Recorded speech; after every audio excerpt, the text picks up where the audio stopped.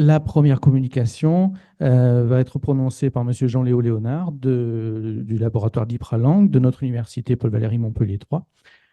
Elle a pour titre Éléments de dialectologie multidimensionnelle en domaine gallo-roman Doyle, écologie diasystémique ancrée, appliquée au Poitevin Santongeais. Vous avez la parole. C'est la souris.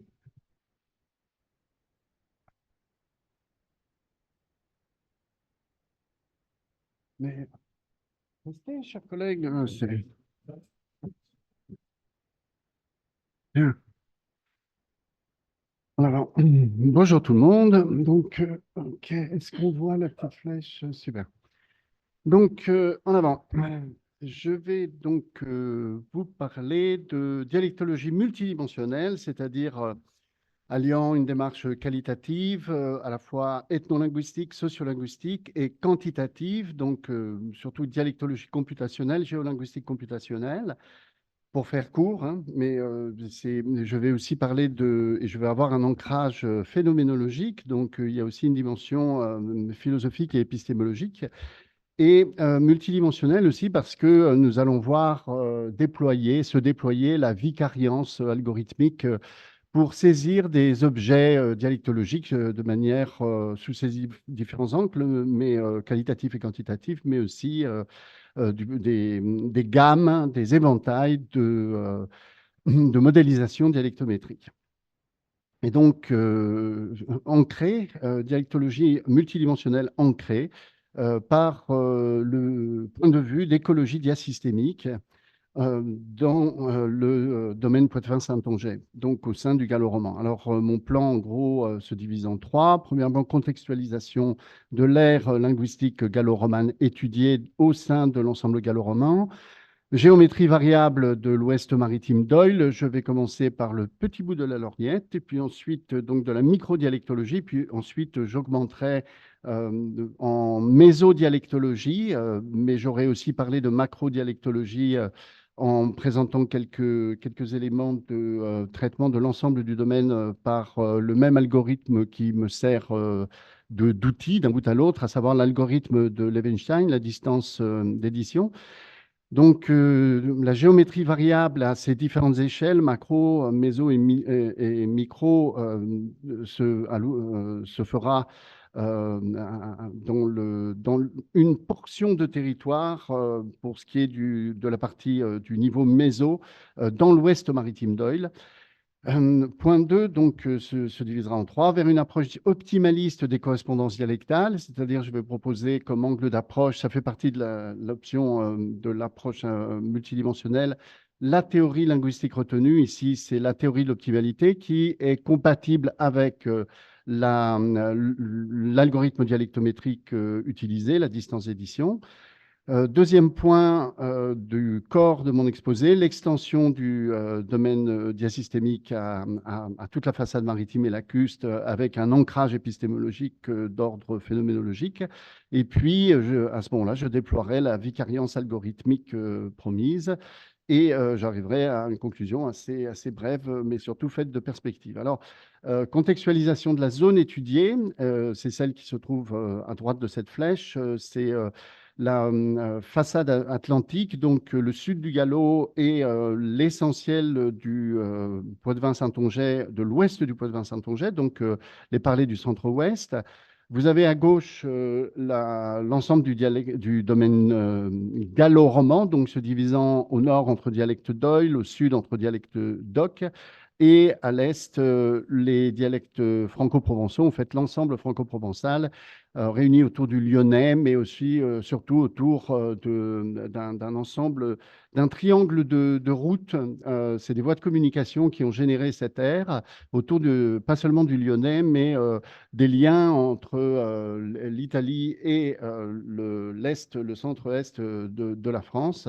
Et en fait, cette division, cette espèce de triangle franco-provençal n'est jamais que l'extension justement de quelque chose d'ancré dans l'histoire, dans la géohistoire, mais aussi dans les interactions humaines autour d'un réseau de routes transalpines.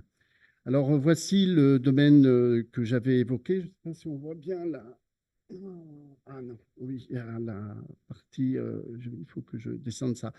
Ici, vous avez l'ALF, donc l'Atlas linguistique de France, 1902-1910, Edmond et Gilliéron, donc, ou Gilliéron-Edmond, Gilliéron le théoricien et le stratège, le Napoléon en quelque sorte, et Edmond, donc le fabricant, le cordonnier, donc qui a sillonner toute la France, pratiquement à vélo ou à pied, ou par des petits trajets de train qui étaient en train de. Le réseau était en train de se former sur le territoire. Et donc, c'est à la fois un produit de la modernité par cette mobilité, par ce projet un peu napoléonien de vaste extension, de répertorier les patois et dialectes du domaine gallo-roman.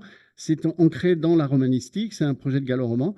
Et en même temps, c'est ancré dans la prémodernité que représente le niveau basilectal de la trame, du réseau dialectal du début du XXe siècle.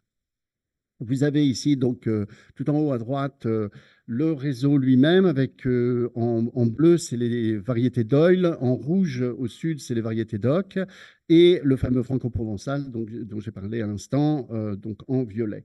L'aire que je retiens, c'est dans son extension la plus grande, c'est celle-là. Donc vous voyez un peu comment on travaille avec GapMap et comment on fait les cartes. Donc sur MyMap, donc on pointe, on fait une sorte d'enveloppe et ensuite l'algorithme calcule la polygonisation. On va voir ça, donc on va en voir surtout les résultats. Et puis carte au dialecte, donc pour ceux qui veulent consulter en ligne cet Atlas linguistique de France qui maintenant est disponible donc en source ouverte. Alors, comment on fait en dialectométrie? Eh bien, on procède par triangulation, donc toujours, donc on apparie 3 points par 3 points en fait, et on constitue une trame. Et donc, on va comparer, par exemple, ici, nous sommes dans ce petit micro-dialectologie, donc c'est le petit bout de lorgnette hein, que je promettais tout à l'heure. Donc, c'est la partie du marais vendéen, marais nord vendéen, autrement dit marais breton, mais où on ne parle pas breton, on parle Poitevin-Saint-Onget. Et on parle un sous-dialecte qui est le sous-dialecte maréchal. Et donc ici, vous avez ces localités, vous pouvez les voir sur la carte à droite et à gauche, la triangulation qui est effectuée à partir des points qui ont été répertoriés. Puis, chaque point va être comparé à chaque autre point. Et donc, on va aligner dans des grilles qui rappellent un peu les gabarits CV-CV, sauf qu'il n'y a pas de position vide à proprement parler, en fait, théorique, hein, tout est purement empirique.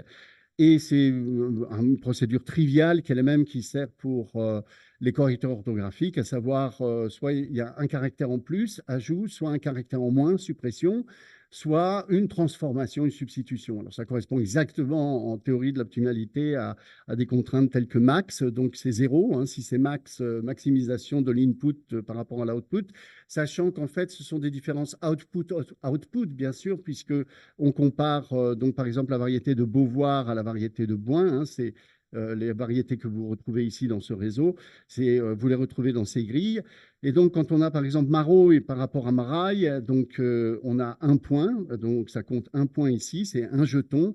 Pour Maraille par rapport à Marot, donc avec ici une différence de glide en plus du noyau qui passe de A à O ou inversement. Et donc, c'est 2 points, etc. Et tout cela donc, va finir par donc non-identité, donc substitution. Et s'il y a suppression, eh bien ça touche à la contrainte max. Et s'il y a au contraire ajout d'un output par rapport à l'autre output, ça peut être considéré comme enfreindre la dépendance, d'être relevé du paramètre de la dépendance. Alors, à l'échelle macroscopique que j'avais promise, donc c'est lorsque on fait tourner dans la machine à saucisses, donc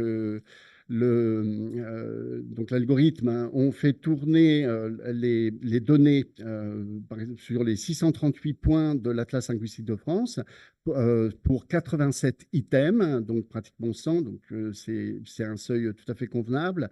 On a donc en gros quelque chose comme 194 000, près de 200 000 jetons, hein, et qui nous donne à 12 intervalles cette configuration. Donc, en termes de pluricentrisme, ce qui est intéressant dans cette carte, ce qui apparaît à ce niveau de traitement du corpus, comme vous le voyez, le sud, l'occitan, le domaine est très pluricentrique avec des lignes claires où on retrouve les dialectes classiques tels que le gascon au sud-ouest. En bleu au centre-sud, vous avez le languedocien. En vert foncé, vous avez le provençal. Au nord, vous avez le complexe Arverno-Limousin. Et on voit qu'on a une sorte de confédération de parlers qui sont nettement individués. Qu'est-ce qu'on a au nord, par contre? On a beaucoup moins de pluricentrisme. On a surtout un monocentrisme qui est celui du français, en fait, de l'Île-de-France, de la Grande Plaine. Et c'est à la périphérie qu'émergent des dialectes. Combien? Au niveau de 12 intervalles. Il n'y en a que 3, en fait. 2 qui sont des dialectes d'Oïl à proprement parler, je dirais plus endogènes, Picard et Wallon, et qui correspondent à l'ancienne Flandre historique. Et d'autre part, le Poitevin-Saintongeais, qui a un substrat occitan et qui est une sorte de variété de transition, mais qui apparaît bien individuée. Alors, il faut distinguer, par contre, les aires. Donc, l'aire A, c'est l'aire de grande expansion centrale, le monocentrisme. Et les aires B et C, donc, ce sont des aires macro-dialectales ou mésodialectales, disons. Par exemple, dans B, vous avez aussi bien le normand que le gallo-angevin. Et dans C, vous avez aussi bien le bourguignon que le franc-comtois et le lorrain roman. Et puis, on reconnaît très bien à ce niveau d'intervallisation le franco-provençal à l'est. Donc, méfions-nous aussi des endémismes. Par exemple, ici, vous avez la répartition de la consonne finale maintenue donc dans lectum, donc pour le lait. En français, on dit lait, le T est tombé, mais où est-ce que le T s'est maintenu? Eh bien, dans l'ouest, dans notre région, mais aussi un peu dans le Berry et un petit peu en Normandie. Et ça doit être considéré comme des endémismes. Pendant longtemps, enfin, au début de la dialectologie, ça paralysait tout le monde. On disait, voyez bien, les dialectes n'existent pas, la preuve, il y a des T finaux qui s'échappent en fait de la marmite et qui se baladent un peu partout. Depuis longtemps, on sait qu'en science, ce ne sont jamais que des endémismes, c'est la chose la plus triviale du monde. C'est pas pour autant qu'on ne peut pas déterminer des dialectes et des sous-dialectes et qu'on ne peut pas faire émerger des ontologies dialectales. Donc, nous aurons l'occasion de parler, d'évoquer encore cette question des endémismes, parce que, en fait, l'endémisme n'est pas un ennemi du dialectologue, y compris du dialectologue dialectophile, en fait, c'est-à-dire qui est favorable à l'ontologie des dialectes, mais c'est aussi finalement un copain, parce qu'il permet souvent de chercher le grain fin, chercher aussi à expliquer un résultat du produit de certains algorithmes, notamment ce qu'on obtient avec l'échelonnement multidimensionnel. Donc, retournons sur cette grande aire de cette grande façade. Une chose très importante du point de vue de l'ancrage phénoménologique dans la vie des communautés, du point de vue de la géohistoire, et aussi de la relation de l'homme à son milieu, à son environnement. Et là, je pense à Fernand Braudel, à l'élément civilisationnel de la civilisation paysanne. Il faut dire que tout le nord de cette façade atlantique sur laquelle je vais me concentrer est une zone marquée par le fleuve, bien sûr un fleuve, la Loire, mais aussi par les marais et par des milieux insulaires, et surtout une diversité de marais, hein, comme vous le voyez ici à droite. Donc, pour ces différents types de marais qui apparaissent dans cette représentation. Alors, pour la dialectométrie, donc on va polygoniser autour de cette enveloppe que nous voyions tout à l'heure, là, qui est entourée d'un carré rouge.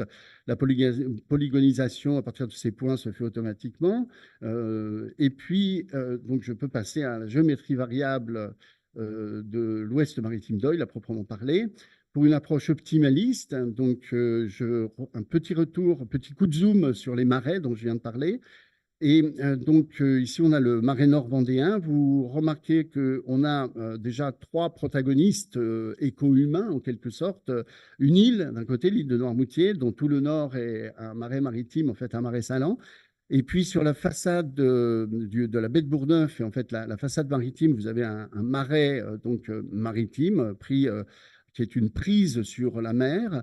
Et puis vous voyez ces avancées de terre ici, c'est donc bien sûr des reliefs bas, mais un tout petit peu plus au-dessus du niveau de la mer, avec cette avancée ici qui correspond à Saint-Gervais.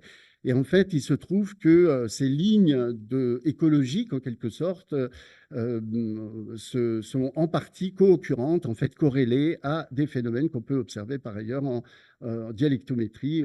Il y a donc émergence d'aires analogues par les processus dialectométriques, mais le traitement dialectométrique, mais aussi dans l'analyse que l'on peut faire de ces données.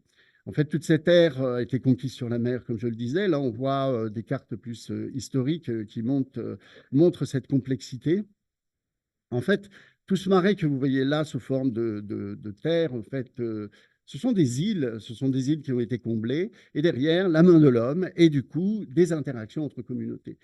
Et du coup, toute cette vision un peu jacobine, verticale, qui consiste à dire, mais oui, en fait, c'est comme si cette RA que nous avions tout à l'heure dans la grande carte en jaune, c'était en quelque sorte Dieu sur Terre qui va décider du sort des parlers d'Oil, et toute leur phonologie va obéir en ordre dispersé à un seul chef, en fait, le français. C'est totalement faux, c'est pas du tout ça qui se passe. Dans ces espaces d'interaction entre hommes et milieux et d'intercomplémentarité aussi des ressources et des échanges, c'est les dialectes qui vont, par leur contact, construire la variation dialectale. Donc, c'est ce que l'on peut faire ici, par exemple. Alors, la dialectométrie est très utile si on prend à quelque niveau que ce soit. Si on prend, par exemple, cette petite région du Marais Nord, qu'on applique la procédure. Donc, je n'ai pas mes lunettes, je ne vois pas. Donc, 5, oh, c'est rassurant. Donc, qu'on applique la procédure dialectométrique de la classification ascendante hiérarchique. On se retrouve avec donc, c'est pour chaque dendrème à l'intérieur du dendrogramme, donc dendrème A, dendrème B, dendrème C et dendrème D, le dendrème D étant le français. Pour chacun de ces dendrèmes, donc on peut les subdiviser en A1, A2, B1, etc., qui sont autant de types diasystémiques d'ordre quantitatif et qui nous donnent une grille. Et là, je dis vive les dialectes, vive les sous-dialectes et vive les ontologies dialectales parce que c'est ce qui nous donne une grille, quels que soient les facteurs de bruitage endémique que j'ai évoqués tout à l'heure. Et à partir de là, donc, on peut confortablement proposer une modélisation de ce genre en théorie de l'optimalité. Donc, les contraintes de fidélité lexicale, par exemple, qu'on peut trouver ici entre max ou identité et dep, dépendance, contre des contraintes qui relèvent en partie de la fidélité lexicale, mais aussi des universaux, donc des conditions de marquage telles que la degré de complexité des noyaux. Et donc, sans entrer dans le détail, donc ici vous avez un tableau classique et j'ai rangé donc les différents outputs qu'on peut trouver empiriquement dans l'atlas linguistique de Svensson. J'ai conservé sa graphie, qui est une graphie Gilliéron-Edmond, ce n'est pas l'API. Et j'ai mis en regard à gauche les différentes sous-entités dialectométriques, donc les micro-entités dialectométriques que nous donne la procédure de classification ascendante hiérarchique. Ici, j'ai signalé, donc encadré en rouge et en bleu, les endroits décisifs dans les endroits où la grammaire dialectale est en négociation dans cet espace éco-humain. Donc, sur des questions d'identité des glides entre Maroy pour le marais et Marow, ou bien Maroy, donc avec double glide, donc ce qui est une double violation de contrainte. Et donc, c'est une façon de travailler les données qui permet de faire confluer l'approche dialectologique classique, l'approche dialectologique quantitative et la dialectologie théorique diasystémique.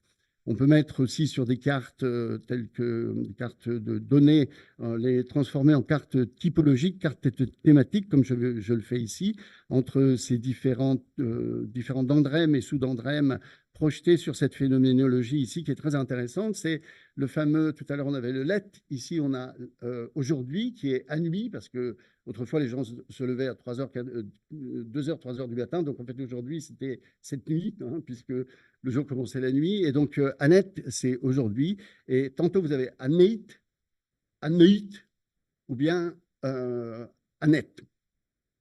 Et donc, ces différents choix jouent sur la texture, la nature, la constituance, surtout la structure interne de la rime, ici, de cette rime entre le noyau en haie et la partie, donc la coda, plus la complexification qui peut se faire de ce noyau. Donc, haie peut se diphtonguer, donc donc un eit, mais il peut donc moins ATR, mais ça peut se pharyngaliser, donc plus RTR, un eit. Et ces jeux de confrontation sont représentés ici sur une carte traditionnelle. Vous avez à droite les types projetés sur le genre de carte, disons, géologique que j'avais évoqué tout à l'heure. Donc, ici, c'est un corpus beaucoup plus vaste. Donc, ouais, un corpus beaucoup plus vaste, donc sur l'échelle de toute cette façade maritime. Donc, c'est ce carré-là que j'ai retenu. Voici les 101, ce n'est pas les 101 dalmatiens, ce sont les 101 entrées de la base de données, avec les étymons en face. Ça, c'est la nature de la base de données sur Excel. Là, ce sont les appariements, donc, qui sont faits, là encore, par grille, avec les scores, donc les jetons entre les différents constituants. Là, c'est la structure, la distribution statistique des données, donc qui est très robuste. Vous voyez ici la réticularité aussi des résultats. Et première conclusion donc, de ces résultats, adéquation parfaite donc congruence entre la dialectologie classique qui prédit l'air bleu en haut, c'est le galop, et ce qui est en vert clair et en bleu clair, c'est le poitevin Saint-Ponget. Et donc là, nous avons nos petits bonhommes en ordre parfaitement rangé dans le dendrogramme, donc parfaite adéquation. Et donc, je vais aller un peu plus vite pour aller vers la conclusion.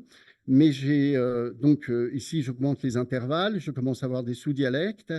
Je peux, alors là, c'est la vicariance algorithmique que je promettais. Donc, on peut faire des blocs de clusters probabilistes.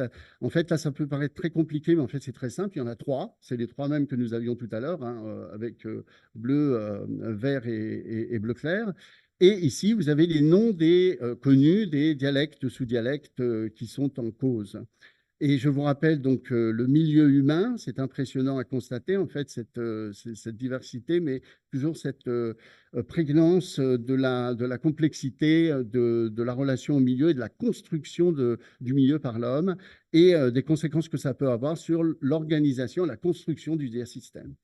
Donc là, je passe très vite sur les shibboleths, mais donc les shibboleths, c'est une fonction de gapmap du logiciel, c'est faire ressortir les, les stéréotypes statistiques, hein, c'est-à-dire ce ne sont pas forcément ceux émiques de la conscience linguistique, mais ce sont ceux éthiques du traitement dialectométrique. Et donc, on peut mesurer aussi le degré de singularité des différents items de la base de données. On peut obtenir l'échelonnement multidimensionnel qui fait apparaître cette diversité de situations. Et donc, j'ai dit pour l'essentiel pour la vicariance algorithmique, j'en arrive à la conclusion. Donc, conclusion et perspective. Donc, non seulement les dialectes et sous-dialectes existent, mais leur existence est si prégnante et déterminante qu'elle permet de diversifier le modèle taxinomique en diverses sous-catégories pertinentes en termes de dialectologie multidimensionnelle. Donc, outre les termes de macrodialecte, dialecte, sous-dialecte, zone tampon, amphizone héritée de la dialectologie classique, notre étude révèle aussi les entités suivantes, des dialectes par défaut ou dialectes artefactuels, induits par le protocole qualitatif ou quantitatif de recherche. Je n'ai pas eu le temps d'en parler, mais c'était quelques cartes où je montrais que les données de l'ALF étaient très incomplètes et que, par exemple, pour des phénomènes de réduction vocalique, tels que, par exemple, le brut pour le bruit, en fait, on peut avoir c'est noté par Edmond comme si c'était le brut. En fait, c'est le brut, donc avec voyelle RTR, et que, un peu comme en québécois, hein, et que ce genre de phénomène de RTérisation donc, prend d'autant plus de relief quand on voit l'importance qu'il peut avoir dans des diphtongues, comme on l'a vu tout à l'heure, à quel point il est structurant. Et en fait, de ce point de vue-là, il y a énormément de lacunes et de flou dans les données d'Edmond et Edmond. Ensuite, la notion de niche ou de ruche et la notion de microcosme. Les îles et les marais, par exemple, sont des microcosmes par leur densité d'interaction interne. Et de ce point de vue, variété reste bien sûr le terme le plus neutre pour désigner un low collect, mais tombe à plat, comme tout ce qui concerne ce monde unidimensionnel, ce flatland de la dialectologie traditionnelle ou classique. Et donc, j'encourage à rechercher et oser l'interprétation, rechercher l'épaisseur phénoménologique de l'ancrage éco-humain des entités dialectales, autrement dit, à la recherche quasiment proustienne, mais je dirais husserlienne, des ontologies éco-diasystémiques. Et clic et crac, passer per un prat et mon compte et s'accarat. Et donc, mais sauf que ça, oui, c'est en occitan, mais c'est pour faire hommage à Montpellier.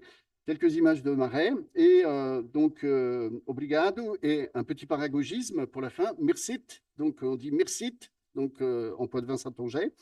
Et puis on dit aussi anurtatae la bolette de Hnoïl, parce que les vieux, quand ils se rencontraient, ils ne s'étaient pas vus depuis longtemps, ils s'asseyaient côte à côte et puis ils se tapaient sur la cuisse, sur le genou. Et donc, ils se tâtaient la boulette du genou, ils se tâtaient la rotule. Donc, pour dire au revoir, traditionnellement, on disait Anur Tatae, la bolette d'Ornoï.